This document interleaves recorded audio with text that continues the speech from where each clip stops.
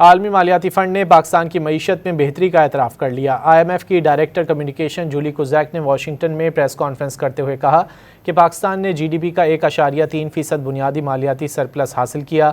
14 साल बाद भी पहली बार करंट अकाउंट सरप्लस रहा। Do have a staff team that is expected to visit Pakistan starting February 25th for discussions on the third review under the EFF and the second review under the RSF. Pakistan's policy efforts under the EFF have helped stabilize, the economy and rebuild confidence. I would say a few things. First, fiscal performance has been strong. Pakistan currently has a primary fiscal surplus of 1.3% of GDP in FY25, which was in line with program targets.